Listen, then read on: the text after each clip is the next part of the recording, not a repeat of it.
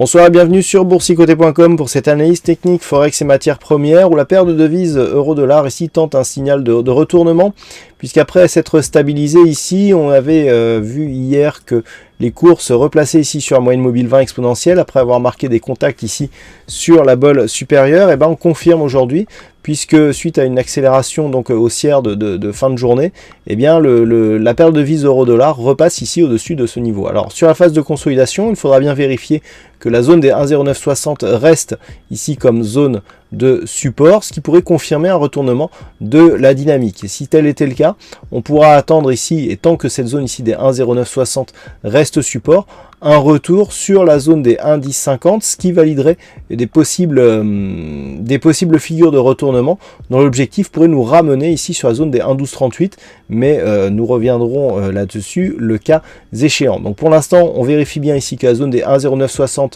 sur la phase de consolidation s'impose ici comme zone de support.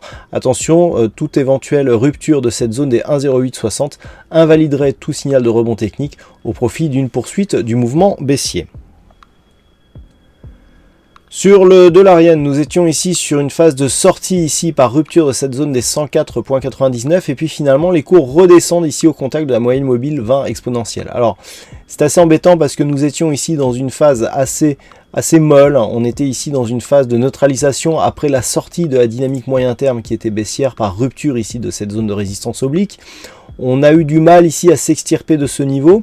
Et puis sur une dynamique qui s'est reprise ici sur la cassure des 104, on est venu marquer une première impulsion. On est bien resté sur la moyenne mobile 20 exponentielle avant de venir casser ici cette zone des 105 yens pour 1 dollar. Le problème, c'est que cette zone ne s'est pas du tout imposée comme zone de support et on est directement revenu sur la moyenne mobile.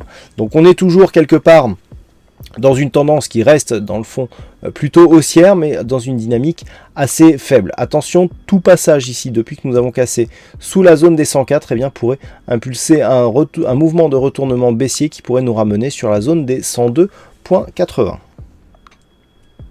Et enfin sur l'or, nous étions ici sur une phase de temporisation suite à la forte baisse qui a été observée en ce début de mois. Donc on restait ici au-dessous des retracements à 38,2% de Fibonacci, avant finalement ce mouvement haussier ici qui a eu lieu aujourd'hui. Donc je vous disais hier que si on cassait d'une manière plus significative les 38,2, on risquait de venir ici se retourner dans la zone des 50,61,8. C'est tout à fait ce qui s'est passé puisque les cours ici sont venus chercher cette zone et marquent ici un petit mouvement de consolidation. Toutefois, le fait ici d'avoir un retracement qui vient chercher cette zone commence à affaiblir la dynamique baissière qui avait été impulsée ici sur ce mouvement et qui était forte tant qu'on restait ici sous le retracement des 38,2% de Fibonacci. Attention, dans cet élan haussier, si la zone ici de 61,8 à 1289 $ l'once venait à céder, l'objectif redeviendrait ici un retour sur cette ancienne zone de support à 1309,75.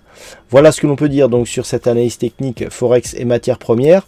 Passez un bon week-end, bonne chance dans le prochain trade et on se retrouve donc dès la semaine prochaine pour d'autres analyses techniques, toujours sur le site boursicoté.com.